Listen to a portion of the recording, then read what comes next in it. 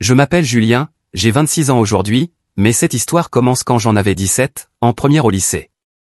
Je n'ai jamais été le fils parfait que mes parents espéraient. Mon père travaillait dans une usine de fabrication, et ma mère était réceptionniste. On n'était pas riches, mais on vivait plutôt bien dans notre petite ville près de Clermont-Ferrand. Mes parents avaient déjà tracé tout mon avenir, obtenir de bonnes notes, intégrer l'université régionale de Lyon comme mon père, épouser une gentille fille du quartier, avoir 2 ou 3 enfants, et vivre leur version du rêve français. Le problème, c'est que je détestais l'école. Pas parce que j'étais bête, au contraire, j'obtenais de bons résultats quand je faisais l'effort, mais je souffrais de tas, que je n'ai découvert qu'après toute cette histoire. Rester assis pendant des heures à écouter des cours qui ne m'intéressaient pas, c'était une véritable torture. Ce que j'aimais, c'était travailler de mes mains, construire, réparer. À 15 ans, j'ai passé tout un été à aider notre voisin Gérard à rénover son garage, et pour la première fois, j'ai eu le sentiment d'être vraiment bon dans quelque chose. Mes parents détestaient ça. À chaque fois que je parlais de faire un métier manuel, de suivre une formation en bâtiment, ma mère faisait une grimace comme si je lui avais dit que je voulais devenir éboueur. Mon père me sermonnait sur le fait de réaliser mon potentiel, et que, les gens comme nous ne travaillent pas avec leurs mains. Avec du recul, je pense qu'ils étaient obsédés par les apparences. Ils voulaient pouvoir se vanter d'avoir un fils diplômé, pas un fils ouvrier. La tension montait depuis des mois. Je travaillais à temps partiel dans une petite supérette après les cours, j'économisais un peu, parce que j'avais le pressentiment que j'en aurais besoin. Mes résultats scolaires baissaient, parce que je ne m'en souciais plus. Chaque dîner se transformait en dispute, les inscriptions à la fac, mon avenir, le fait que je gâchais ma vie. Le point de rupture est arrivé en avril, 6 semaines avant le bac. J'avais été accepté à l'université, principalement parce que mes parents avaient rempli le dossier pour moi, mais de mon côté, je m'étais aussi intéressé à un programme de formation professionnelle dans le bâtiment. C'était moins cher, plus court, et surtout, on y enseignait des compétences concrètes qui me passionnaient. J'avais été accepté, et grâce à un petit portfolio de projets que j'avais réalisé, ils m'avaient même accordé une bourse partielle. J'ai décidé d'en parler à mes parents pendant le dîner. Mauvaise idée. Dès que j'ai mentionné la formation professionnelle, mon père a jeté sa fourchette si violemment qu'elle a rebondi sur l'assiette. Ma mère s'est mise à pleurer, comme si je venais de lui annoncer que j'avais une maladie incurable. Ce qui a suivi, c'était la pire dispute qu'on ait jamais eue. Mon père m'a traité d'ingrat, a dit que je crachais sur tous leurs sacrifices. Ma mère répétait qu'elle était déçue, qu'elle ne comprenait pas comment ils avaient pu rater mon éducation à ce point. Quand j'ai essayé d'expliquer pourquoi ce programme m'enthousiasmait, mon père m'a coupé et a dit une phrase que je n'oublierai jamais, « Aucun fils à moi ne va gâcher sa vie comme ça. Si tu es trop stupide pour voir l'opportunité que tu es en train de jeter, alors peut-être que tu n'es pas le fils qu'on croyait élever. » Là, j'ai explosé. Je leur ai dit que j'étais fatigué de vivre uniquement pour leurs rêves, que j'étais presque adulte et que j'avais le droit de faire mes propres choix. Qu'ils ne m'avaient jamais vraiment écouté. Tout le monde criait, c'était moche, vraiment moche. J'ai dit des choses que je regrette, mais eux ont dit bien pire. Finalement, mon père a déclaré que si je ne suivais pas leurs règles, je pouvais quitter leur maison. Je pense qu'ils croyaient que je reculerais. Mais non. Je suis monté dans ma chambre, j'ai pris le sac d'urgence que j'avais déjà préparé et je vous avais dit que j'avais un mauvais pressentiment et j'y ai glissé autant de vêtements que possible. J'ai pris mon ordinateur portable, mes économies et une dizaine d'euros et tous mes papiers importants, acte de naissance, carte de sécurité sociale. Merci ma paranoïa. Quand je suis redescendu avec mes sacs, mes parents avaient l'air stupéfaits, comme s'ils ne pensaient pas que je partirais vraiment. Ma mère a commencé à dire que je faisais une énorme erreur, que je croyais tout savoir à 17 ans. Mon père, lui, se tenait juste à côté de la porte, les bras croisés. En sortant, ma mère m'a crié, « Tu reviendras en suppliant dans un mois. Tu n'as aucune idée de la dureté du monde réel. » Elle avait ce petit sourire en coin, qui a brisé quelque chose en moi. Mon père ne m'a même pas regardé. Il a simplement claqué la porte derrière moi. Je suis resté debout quelques instants sur la pelouse devant la maison, un peu hébété. Il commençait à pleuvoir, ce qui me semblait presque approprié. Je me souviens avoir pensé que c'était digne d'une scène de film dramatique. Ensuite, j'ai appelé mon ami Lucas, dont les parents étaient, eux, de vrais êtres humains décents. Les premiers jours ont été un véritable brouillard. Les parents de Lucas m'ont laissé dormir sur leur canapé, mais je savais que ça ne pouvait pas durer. J'étais encore au lycée, essayant de décrocher mon bac tout en me demandant où j'allais vivre, comment j'allais me nourrir, et en gros, comment devenir adulte du jour au lendemain. Je n'arrivais pas à me concentrer. J'avais ces moments où je réalisais soudainement, mon Dieu, je suis à la rue. Je faisais des crises d'angoisse dans les toilettes de l'école. Mais une chose me faisait tenir, une colère tenace. Hors de question que je donne raison à mes parents en rampant pour revenir. La mère de Lucas m'a aidé à demander une aide d'urgence, puisque j'étais techniquement un mineur non accompagné. La conseillère d'orientation du lycée, l'une des rares adultes qui m'ait vraiment écouté, m'a aidé à comprendre comment entamer une procédure d'émancipation légale. J'ai pris plus d'heures dans mon boulot et j'en ai trouvé un second, plongé dans un petit restaurant. Le plus dur, ce n'était même pas la logistique. C'était l'émotionnel. Voir d'autres ados avec leur famille normale, entendre des camarades se plaindre de disputes stupides avec leurs parents qui, eux, les aiment malgré tout. Réaliser que ce que mes parents avaient fait n'était pas normal. Que la plupart des parents ne mettent pas leur enfant à la porte parce qu'il veut aller en école professionnelle au lieu de l'université. Que cet amour conditionnel qu'ils m'ont toujours imposé, ce n'était pas censé être comme ça. Environ 3 semaines après mon départ, ma mère m'a envoyé un message. Pas pour s'excuser ou demander si j'allais bien. Juste, quand tu seras prêt à t'excuser et à accepter notre aide, à nos conditions, tu pourras rentrer. Je n'ai pas répondu. Une semaine plus tard, mon père m'a laissé un message vocal disant à peu près la même chose. Ils étaient tellement certains que j'allais échouer. Ils attendaient juste que je revienne en rampant pour pouvoir dire « on te l'avait dit ». J'ai obtenu mon bac en dormant toujours sur le canapé de Lucas. Mes parents sont venus à la cérémonie, sans doute pour sauver les apparences. Ils ont essayé de me parler après, mais je me suis simplement éloigné. Je n'avais rien à leur dire. En juin, j'avais mis suffisamment d'argent de côté pour louer un petit appartement minable avec 2 autres gars. C'était un taudis, mais c'était mon premier vrai chez moi. Je me suis inscrit à l'école professionnelle avec ma bourse et je travaillais presque à temps plein pour financer le reste. C'était épuisant, mais chaque fois que j'avais envie d'abandonner, je repensais au sourire moqueur de ma mère et à la porte claquée par mon père, et ça me redonnait la force de continuer. Cette première année en autonomie a été la plus difficile de ma vie. J'étais seul, effrayé, et constamment exténué. Il y a eu des soirs où je me suis endormi en pleurant, parce que ma famille me manquait, même si elle était dysfonctionnelle. Il y a eu des matins où je n'arrivais même pas à sortir du lit. Mais je l'ai fait. À chaque fois. Et tu sais quoi? Je ne suis jamais revenu en rampant. Pas après un mois, pas même une seule fois. Ce message devient long, donc je posterai la deuxième partie demain si ça intéresse des gens. C'est à ce moment-là que les choses ont commencé à s'améliorer, même si la route était encore longue. Eddie, waouh, je ne m'attendais pas à ce que ça prenne autant d'ampleur. Je ne pensais pas que tant de personnes se reconnaîtraient là-dedans. Pour reprendre là où je m'étais arrêté, les premiers mois seuls, c'était franchement un cauchemar. Après avoir squatté chez Lucas quelques semaines, j'ai fini par trouver un appartement complètement délabré à partager avec 2 autres mecs. L'un s'appelait Marc, il bossait de nuit donc je le voyais rarement, et l'autre, c'était Théo. Je suis presque certain qu'il vendait quelque chose d'illégal, mais il restait dans son coin et payait son loyer à temps, alors bon. L'appart avait des cafards qui semblaient vous saluer quand on allumait la lumière de la cuisine. La douche devenait glaciale sans prévenir, ce qui menait à des cris de douleur pendant que le shampoing vous coulait dans les yeux. Les murs étaient si fins qu'on aurait cru qu'ils étaient en papier. Je connaissais bien trop de détails sur les disputes amoureuses de nos voisins. Mais voilà, c'était chez moi. Ou du moins, un tiers à moi. Tant que je payais ma part du loyer, personne ne pouvait me mettre dehors. Je jonglais entre 2 boulots nuls, un magasin de bricolage en soirée, et le restaurant les week-ends. Avec ça et les cours à l'école pro, je dormais peut-être 4 heures par nuit. Mon alimentation se résumait à des nouilles instantanées, des œufs, et les restes de pancakes ou de frites que je pouvais récupérer au restaurant. J'ai perdu une dizaine de kilos les premiers mois. Je ressemblais sûrement à un zombie ambulant la plupart du temps. Le plus étrange, c'était de voir sur Instagram tous ces jeunes de mon âge qui vivaient leur meilleure vie, soirées étudiantes, vacances en famille, toutes ces choses normales, pendant que moi, je me demandais si je pouvais repousser la lessive d'une semaine de plus parce que la laverie automatique nécessitait des pièces et que j'avais besoin de ces pièces pour le bus. Mes parents ont essayé de me recontacter plusieurs fois, toujours avec le même ton, quand vas-tu arrêter tes bêtises et rentrer à la maison? Accepter leur aide. Suivre leur plan. Ils ne m'ont jamais demandé si j'allais bien. Jamais un « est-ce que tu as de quoi manger » ou « tu es en sécurité ?» Non. Juste « quand vas-tu admettre que tu avais tort ?»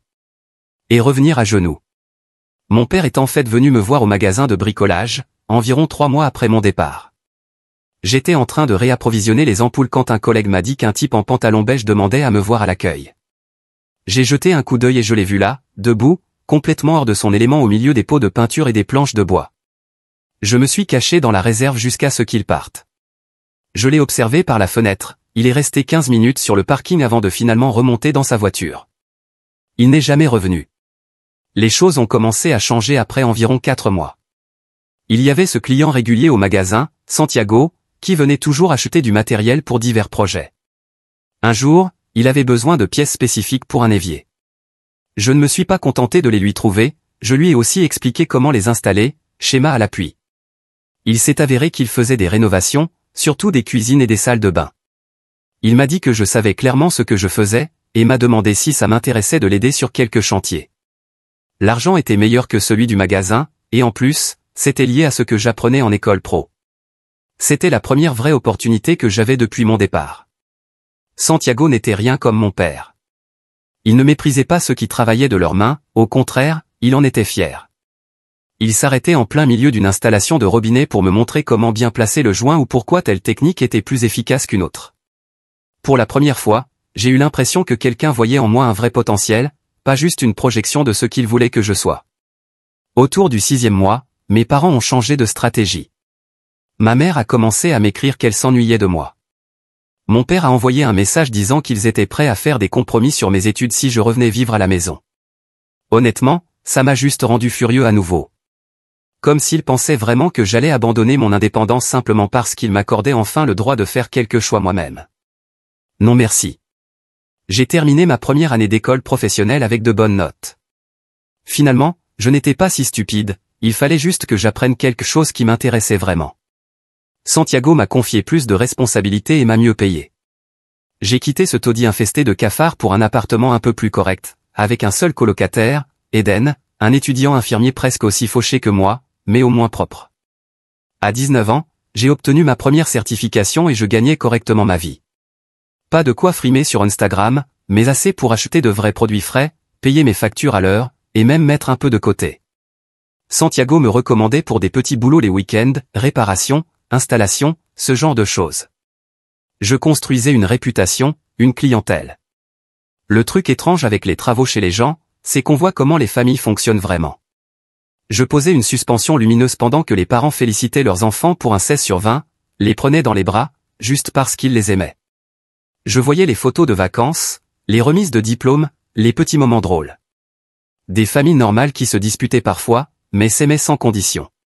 Ça m'a ouvert les yeux. J'ai réalisé à quel point ma propre famille était dysfonctionnelle. Quand j'avais presque 20 ans, ma mère s'est présentée à mon appartement sans prévenir.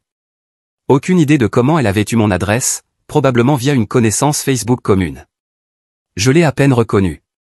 Elle avait l'air plus âgée. Je l'ai laissée entrer parce que pouvais-je faire d'autre? L'ambiance était affreusement tendue. Elle regardait mon appartement avec une expression difficile à décrire, pas vraiment du dégoût, mais comme si elle passait mentalement en revue toutes les façons dont ma vie n'était pas à la hauteur de ses attentes. Elle m'a posé quelques questions superficielles sur ce que je faisais, comment je vivais, puis elle en est venue à la vraie raison de sa visite. Mon père n'avait pas eu une promotion qu'il espérait, et ils avaient quelques difficultés financières. Elle voulait savoir si je pouvais les aider. L'audace m'a presque fait rire. 2 ans plus tôt, il m'avait mis dehors en me disant que j'échouerais tout seul, et maintenant il venait me demander de l'aide? Je lui ai dit que j'étais encore en train de me stabiliser et que je ne pouvais rien leur donner. Elle est repartie l'air contrarié, comme si j'avais échoué à un test. Elle n'a même pas dit qu'elle était fière de moi pour m'en être sortie seule. Après cette visite, j'ai traversé une drôle de période. Je remettais tout en question. Est-ce que j'avais eu tort de garder mes distances? Est-ce que j'étais trop dur? Mais ensuite, je me souvenais de la façon dont il m'avait traité. Du fait qu'il ne s'était jamais excusé. Et la colère revenait. Mon colocataire Eden a remarqué que j'allais mal, et m'a présenté sa copine, Lucie, étudiante en psychologie. Elle est devenue l'une de mes meilleures amies. C'est elle qui m'a aidé à comprendre que ce que j'avais vécu était une forme d'abus émotionnel. Que l'amour conditionnel qu'ils m'imposaient, dépendant du respect absolu de leur plan, ce n'était ni normal ni sain. Parler avec elle m'a permis de commencer à digérer cette colère, à me reconstruire. À 21 ans, j'allais suffisamment bien pour emménager seul. Un petit studio, rien de luxueux, mais à moi. Pas de colocataire. Pas de parents. Juste moi. Le jour de mon emménagement, je me suis assis sur mon canapé Ikea d'occasion, et j'ai littéralement pleuré. Je n'aurais jamais cru arriver jusque-là. Quand je me tenais sur cette pelouse, à 17 ans, avec mes sacs à la main, je n'aurais jamais imaginé qu'un jour quelqu'un me proposerait un emploi stable avec de vrais avantages. C'est à cette époque que Santiago m'a offert un poste plus régulier, avec une couverture santé, la première depuis que j'avais quitté la maison. Son activité se développait, et il avait besoin de quelqu'un de fiable. Ce fut une véritable marque de confiance, et honnêtement, cela signifiait bien plus pour moi que n'importe quelle validation que j'avais pu attendre de mes parents. Pendant ce temps, mes parents continuaient d'essayer de renouer le contact, mais toujours à leurs conditions. Ils m'invitaient au repas de fête, mais glissaient inévitablement des remarques sur mes choix. Ils proposaient de l'aide que je refusais toujours mais jamais sans condition. Chaque échange me laissait vidé, amer, en colère. Finalement, j'ai réduit les contacts à quelques messages de temps en temps, peut-être une visite par an, pas plus. Ce qu'ils ne semblaient jamais comprendre, c'est que j'étais en train de construire une vie qui tenait la route. Elle ne ressemblait en rien à celle qu'ils avaient planifiée pour moi, mais elle me convenait. J'avais un travail que j'aimais et qui payait mes factures.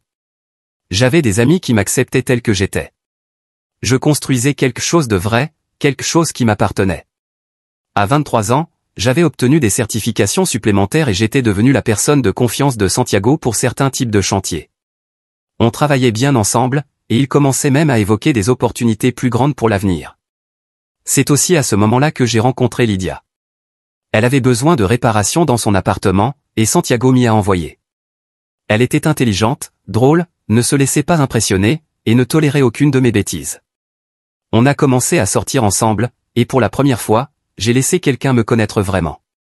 Tout le bagage, toute l'histoire avec ma famille.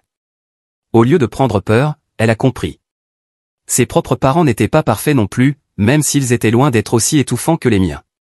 Évidemment, dès que mes parents ont su que je fréquentais quelqu'un sérieusement, ils sont soudainement devenus très intéressés par ma vie. Après des années à m'ignorer, ils se sont mis à me suivre sur Instagram, à vouloir rencontrer Lydia, à faire semblant d'être une famille soudée. Mais je les ai tenus à distance. Lydia méritait mieux que d'être mêlée à leur jeu de manipulation. 4 ans après avoir été mis à la porte, j'étais dans une situation stable. J'avais mon propre logement, une relation saine, et j'avais bâti ma vie entièrement selon mes propres termes. La prédiction de mes parents que je reviendrais en suppliant au bout d'un mois ne pouvait pas être plus éloignée de la réalité. Mais l'histoire ne s'arrête pas là. Parce que juste au moment où je pensais m'être enfin libéré de leur ombre, les choses allaient se compliquer. D'une manière que je n'aurais jamais pu prévoir. Merci d'être resté jusqu'ici. Votre soutien compte bien plus que vous ne pouvez l'imaginer. Alors, pour reprendre là où je m'étais arrêté, à 24 ans, ma vie avait trouvé un certain rythme, presque normal. Je passais d'un petit boulot à un autre, accumulant peu à peu de l'expérience et mettant de l'argent de côté dès que je le pouvais. Rien de prestigieux, souvent des tâches ingrates, mais cela payait les factures et me permettait d'avancer. Mon appartement était un minuscule studio, avec une kitchenette à peine assez grande pour un mini-frigo et un micro-ondes. Mais c'était chez moi. Pas de colocataire, pas de parents. Juste moi et mes meubles de seconde main.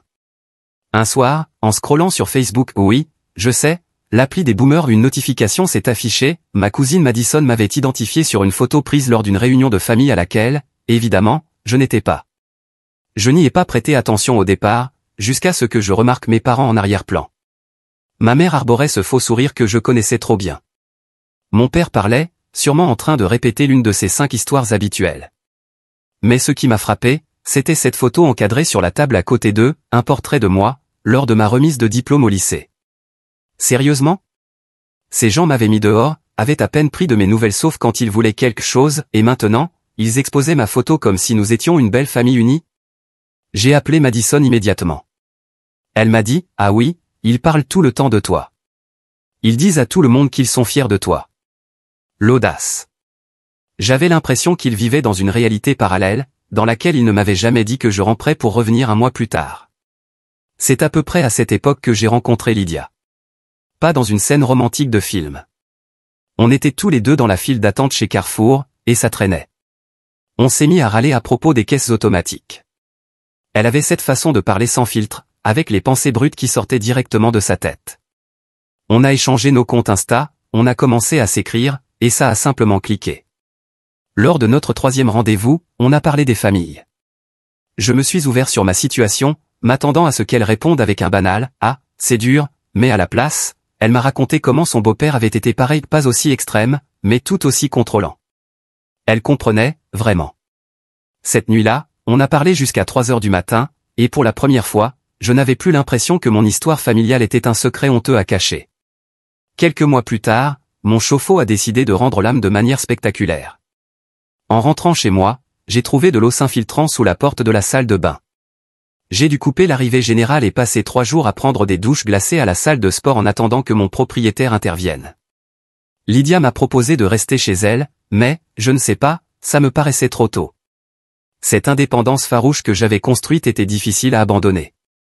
Vers la même période, mon ancien ami du lycée, Lucas, s'est fiancé, et j'ai été invité au mariage. Je n'avais pas vu la plupart de ces gens depuis des années, et franchement, j'étais nerveux.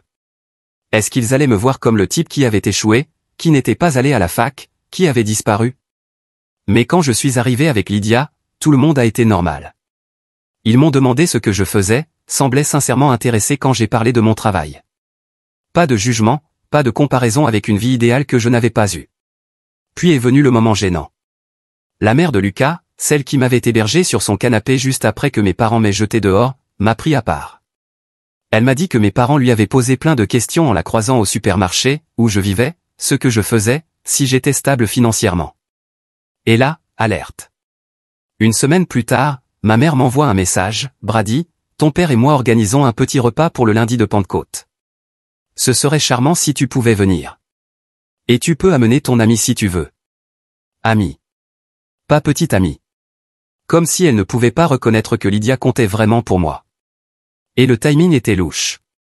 Juste après qu'ils aient posé des questions sur mon argent. J'ai montré le message à Lydia. Elle a haussé un sourcil et a dit, donc ils veulent quelque chose.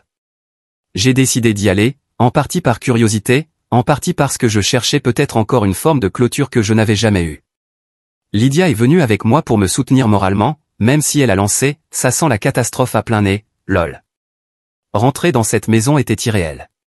Tout était exactement pareil, les mêmes meubles, les mêmes photos sur les murs maintenant avec celle de ma remise de diplôme, la même odeur de désodorisant pomme cannelle de ma mère qui me filait toujours mal à la tête. Mais je me sentais comme un visiteur, pas comme quelqu'un qui rentrait chez lui. Le petit repas était en fait juste mes parents, ma tante, mon oncle, un collègue de mon père et sa femme. Tout le monde agissait comme si j'étais simplement le fils qui rentrait des études. Pendant tout le dîner, j'attendais que la vraie raison se manifeste. Et elle est arrivée, après le dessert. Mon père m'a emmené dans son bureau, cet espace sacré dans lequel je n'avais jamais eu le droit d'entrer enfant sans autorisation. Il a commencé par de petites banalités sur l'économie, sur les temps difficiles, puis il a fini par me dire qu'il avait été licencié, après 27 ans dans la même entreprise.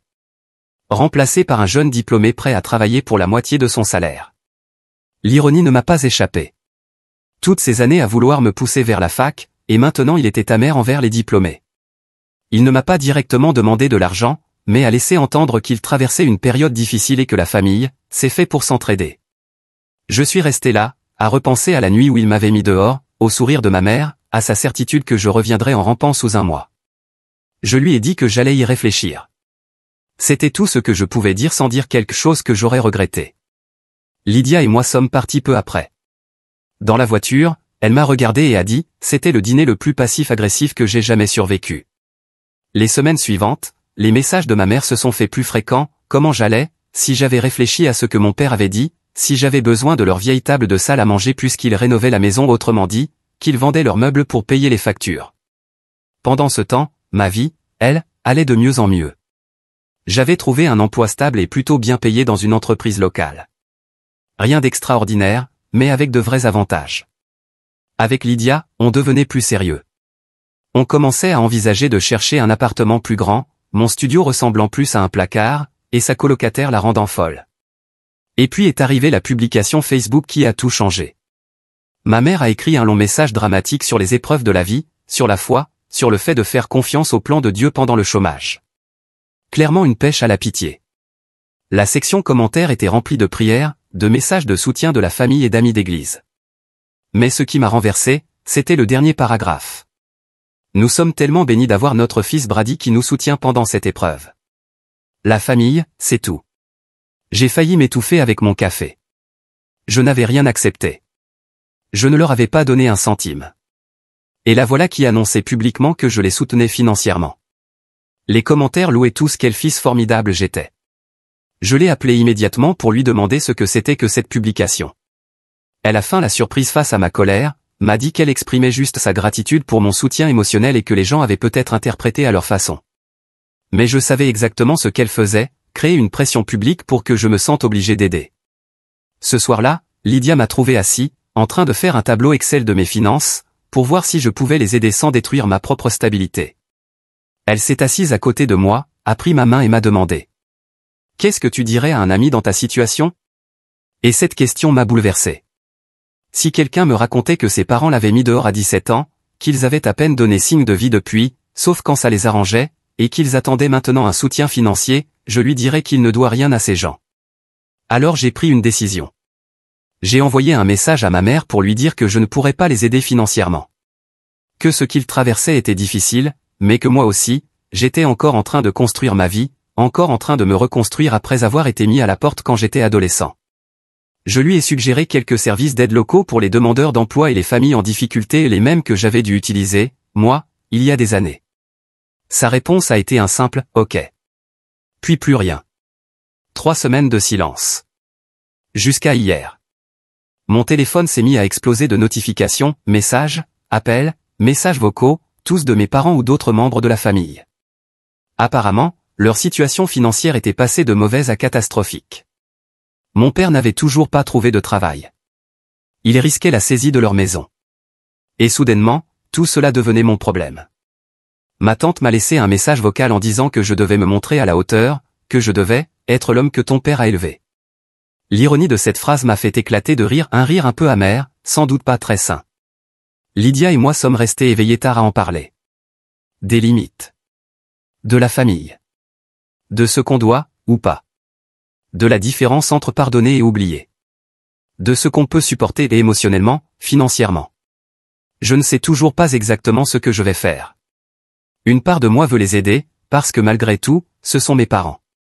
Une autre se souvient de moi, debout sur cette pelouse, avec mes sacs, du regard assuré de ma mère qui pensait que j'allais échouer sans eux. Les rôles se sont complètement inversés. D'une manière qu'aucun de nous n'aurait pu imaginer. 9 ans plus tard, je vais les rencontrer demain. Seul. Dans un café, terrain neutre. J'ai déjà en tête certaines conditions, si jamais je décide de les aider. Et des limites, qui ne seront plus jamais franchies. La vie est étrange, non ? Il y a 9 ans, ils pensaient que je ne survivrais pas un mois sans eux. Aujourd'hui, ce sont eux qui ne semblent plus pouvoir s'en sortir sans moi. Je ne sais pas si c'est le karma ou simplement l'humour noir de l'univers. Je vous tiendrai au courant après la rencontre de demain. Merci d'avoir lu jusqu'ici. Et pour votre soutien. Dernière mise à jour. Donc hier, j'ai terminé sur un petit suspense. La veille de cette fameuse rencontre avec mes parents, j'ai reçu un appel affolé de ma mère. Au début, je l'ai ignoré pour être honnête, j'étais trop occupé à préparer ma présentation pour un rendez-vous crucial avec des investisseurs. Mais elle a rappelé 4 fois d'affilée. Puis ma tante. Puis ma cousine. Quelque chose n'allait clairement pas. Quand j'ai enfin décroché, ma mère pleurait tellement fort que j'avais du mal à comprendre ce qu'elle disait.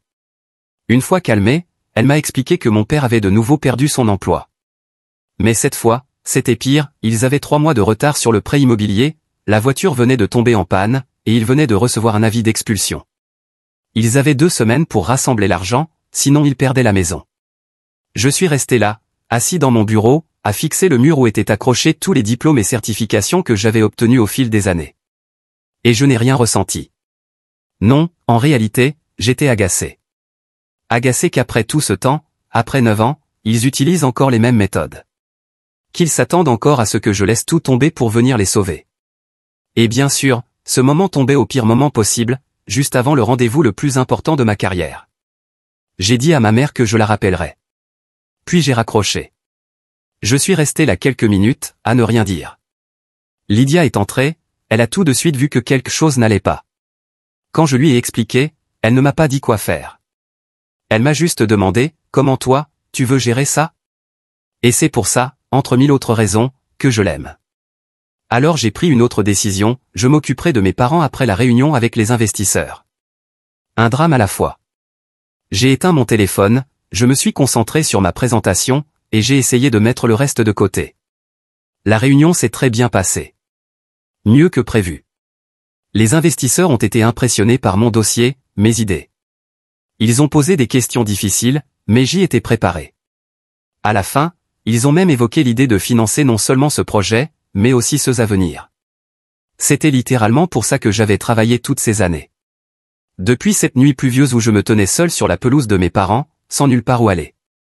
Quand j'ai rallumé mon téléphone après la réunion, j'avais 27 appels manqués.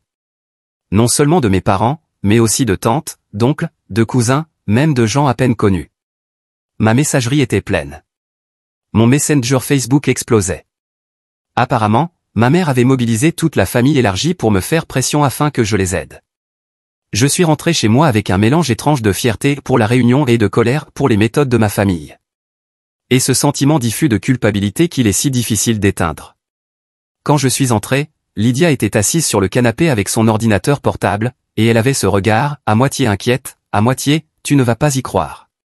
Il s'est avéré que ma mère avait publié un long message dramatique sur Facebook. Elle parlait de la perte de leur maison, de faire confiance au plan de Dieu en période de chômage, et de certaines personnes devinées qui avaient oublié que la famille passe avant tout. Elle ne m'a pas nommé, bien sûr. Mais tout le monde savait de qui il s'agissait. Plusieurs membres de la famille avaient commenté avec des phrases comme « Je suis sûr que Brady les aidera en voyant ça » ou « La famille, c'est tout. Il fera ce qu'il faut. » Je suis resté planté là, à lire les commentaires sur l'écran de Lydia, sentant ma tension monter à chaque ligne. Ils essayaient de me forcer publiquement à les sauver. Après tout ce qu'ils m'avaient fait subir, ils pensaient encore avoir le droit de me manipuler comme ça. À ce moment-là, j'ai su que c'était la limite. J'en avais assez. Fini les limites floues, les petits coups de main ponctuels, les visites de fête malaisantes. Il était temps soit de réparer cette relation pour de bon, soit d'y mettre un terme définitif. J'ai envoyé un message à mes parents, disant que je viendrais les voir le lendemain chez eux. Juste eux, moi, et 9 années de merde non résolues. Cette nuit-là, j'ai à peine dormi. Je ne cessais de penser à ce que j'allais dire, à ce qu'ils pourraient répondre. Lydia m'a tenu contre elle et m'a rappelé que, peu importe ce qui se passerait, nous avions construit une belle vie ensemble. Que peu importe l'issue avec mes parents, j'avais une famille maintenant. Elle, nos amis, ceux qui avaient vraiment été là pour moi. Le lendemain matin, j'ai conduit jusqu'à leur maison, plus calme que ce que j'aurais cru. Le quartier n'avait pas tellement changé depuis mon enfance, mais leur maison, elle, semblait plus petite, plus défraîchie. La peinture s'écaillait, la pelouse n'était pas tondue, les massifs de fleurs que ma mère entretenait autrefois avec obsession étaient envahis de mauvaises herbes. C'était comme voir une matérialisation physique de leur déclin. C'est mon père qui a ouvert la porte. Il avait tellement vieilli en quelques années. Plus maigre, plus gris, les épaules voûtées en permanence, comme s'il portait un poids invisible. Il n'a rien dit.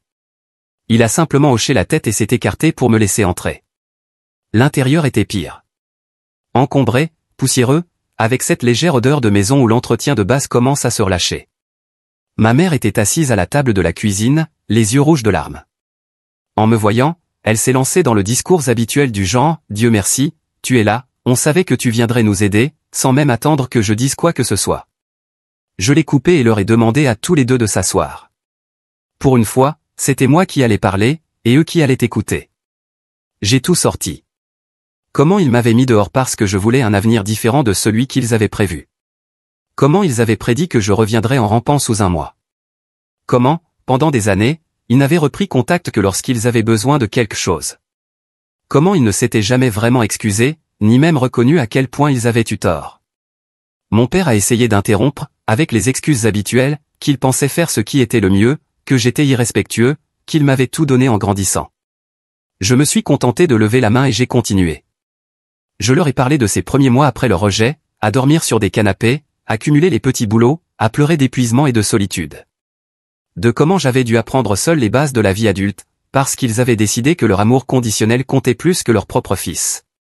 Ma mère s'est remise à pleurer, disant qu'ils avaient fait des erreurs, mais qu'ils restaient mes parents, et que la famille devait rester soudée. Et là, j'ai craqué. Je leur ai demandé où était cette famille soudée, quand j'avais 17 ans et que je vivais dans la rue.